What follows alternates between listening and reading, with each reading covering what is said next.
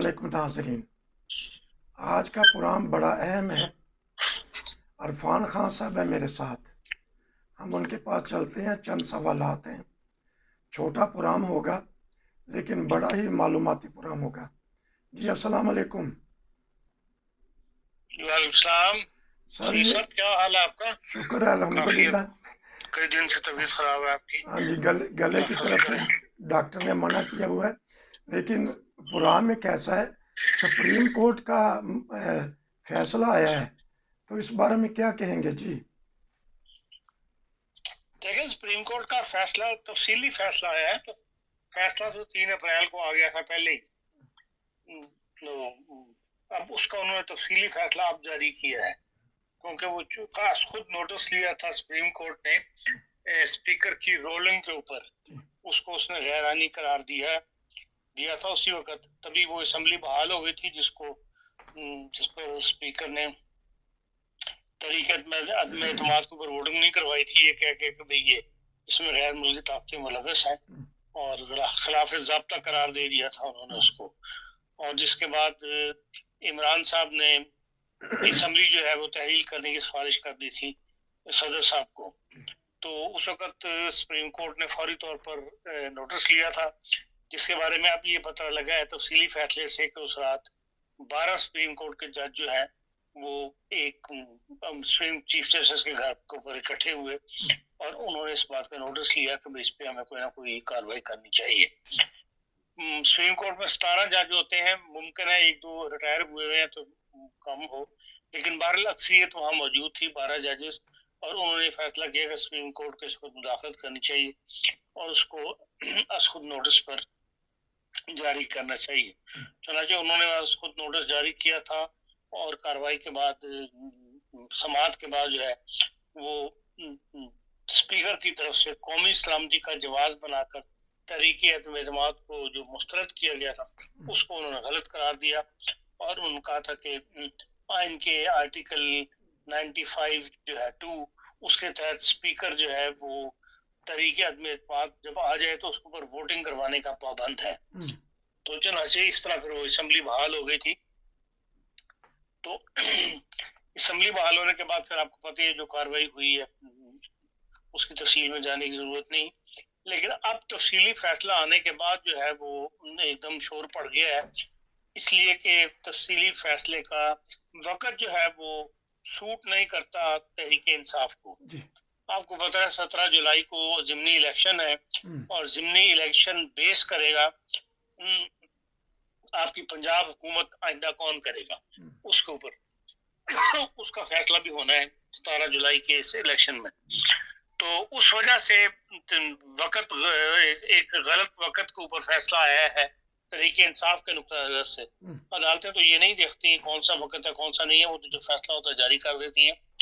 बहरहाल वो सूट नहीं कर रहा तरीके इंसाफ को, इसलिए फवाद चौधरी साहब ने है जो अपना बड़ा सख्त बयान इस में दिया है कि भाई वो कि जहाँ 4 महीने से उन्होंने अप्रैल से फैसला करने के बाद अब तक वो रुके हुए थे, जहाँ 4 महीने गुजरते थे 3-4 दिन और इंतजार कर लेते ताकि ज़िमनी इलेक्शन हो जाता। अब उन्हें ये खतरा पैदा हो गया कि भाई ज़िमनी इलेक्शन के अंदर इसके ऊपर असरात पड़ेंगे, और लोगों को तफसील के साथ क्योंकि अब तो आई है तफसील सामने आई है, तो शायद हमें वोट ना पड़े या हमारा वोट बैंक जो है वो मुतासर हो। तो बात तो उनकी इस लिहाज से तो सही है कि वोट बैंक यकीनन मुतासर होगा, लेकिन ये है कि बहरहाल सुप्रीम कोर्ट को तो आप नहीं कर सकते, आप उसमें फैसला जारी करें उसको फैसला ना जारी करें। तो बहरहाल उन्होंने गुस्से में फवाद साहब ने जो बातें की हैं वो भी नोटिस लेने वाली हैं। उस पर भी सुप्रीम कोर्ट जो है अगर चाहे तो वो तौहीन अदालत का नोटिस जो ले सकती है। जो फौज के बारे में उन्होंने बात की है उसमें तो ये है कि भाई फौज यकीन ऐसी बातों को फौरी रिएक्शन शो नहीं किया करती, कभी भी नहीं शो किया, लेकिन रिएक्शन शो जरूर करते हैं। वो सबर के साथ उस बंदे को फिर कोने से लगा के मतलब दम लेते हैं, जिसमें कई मिसालें मौजूद हैं माजी के अंदर जिसमें उन्होंने ऐसे इकदाम किए हैं।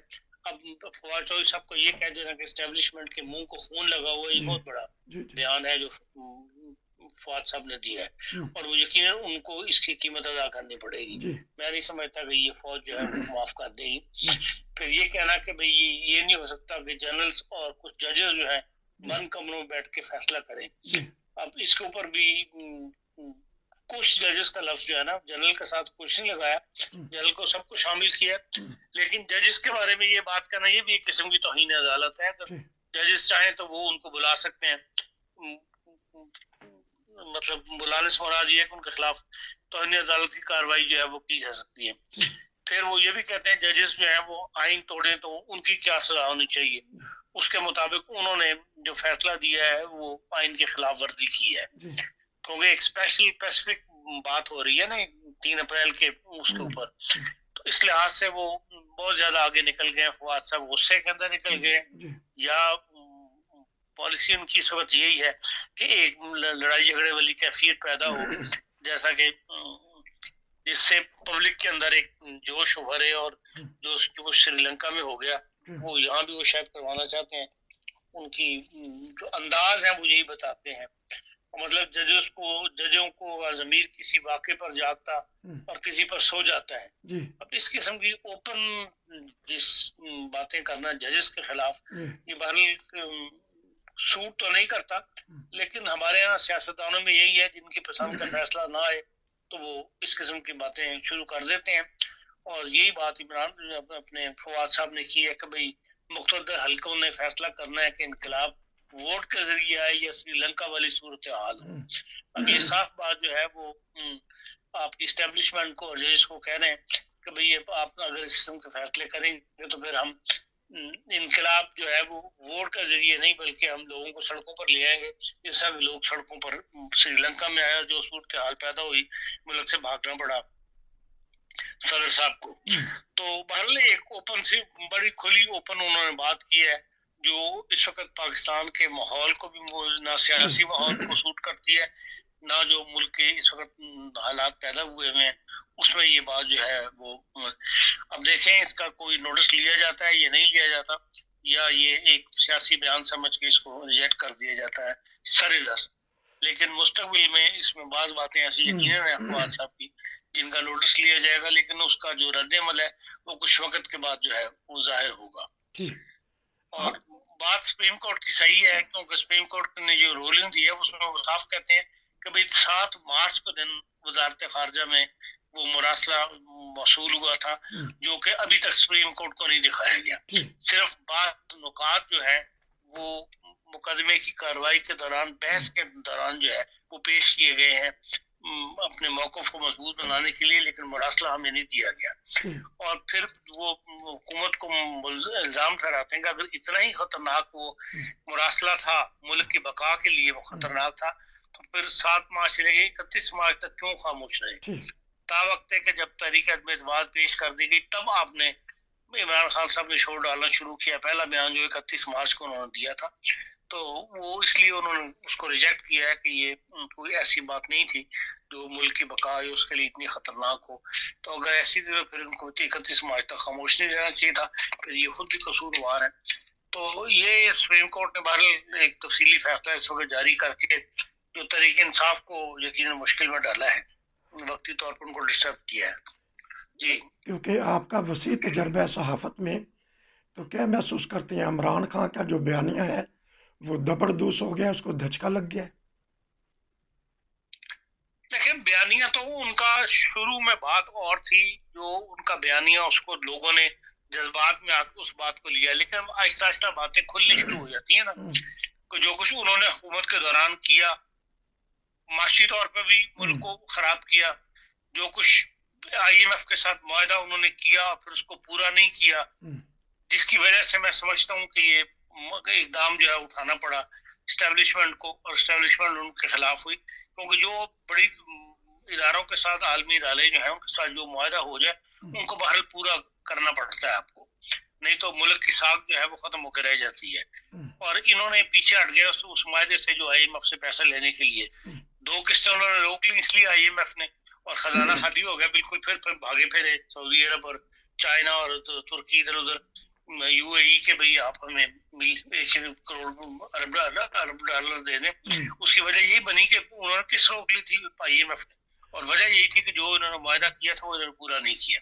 उस तरह इन्होंने सब्सिडी खत्म करनी थी जो नहीं की, और वो अब आके नई हुकूमत को खत्म करनी पड़ी, और जिसकी वजह से है महंगा बड़ी, और उस महंगाई से वो डर रहे थे इमरान खान साहब, तो इसलिए उन्होंने ये इकदाम नहीं उठाए थे, अब उठाने पड़ गए। इसलिए बयानिया उनका आहिस्ता आहिस्ता जोर तोड़ गया हुआ है। वो बात जो थी ना इंटरनेशनल तौर पर साजिश हो गई है, हम किसी के खिलाफ हम सिर्फ ला इलाहा इल्लल्लाह पे यकीन रखते हैं, हम किसी का आगे झुकने वाले नहीं है, वो बयानी मैंने अब दम तोड़ चुका है। अब लोगों के सामने हकीकत सामने आ चुकी है कि भाई मुल्क वाकई एक मुश्किल में फंसा हुआ है। अच्छा, ये बताइएगा आखिरी सवाल कि जो जिन्होंने बदला है इनको, वो पछता तो नहीं रहे कि हमने बदल के, क्योंकि आने वाली हुकूमत भी तो मसाइल का शिकार है।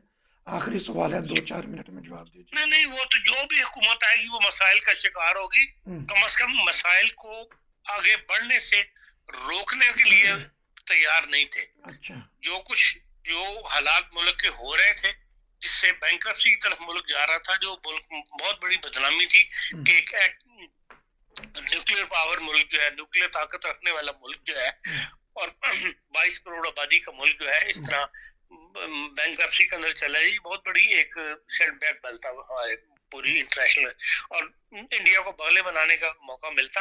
और एक दफा बैंकरप्सी में अगर मुल्क चला जाए तो फिर उसको दोबारा एस्टेब्लिश करने में बड़ा वक्त लगता है, एक वैल्यू बनाने में, अपनी आवाज बनाने में दुनिया के अंदर बड़ा एक टाइम लग जाता है, और आप दुनिया के लिए काबिल एतबार नहीं रहते।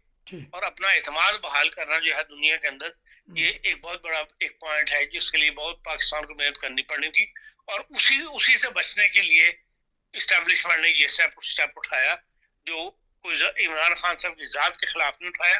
अगर इमरान खान साहब जो हालात पैदा हो रहे थे उसकी निशानदेही जिस तरह कर रही थी इस्टेब्लिशमेंट, उन्होंने उसका नोटिस नहीं लिया, इसलिए वो मार खा गए।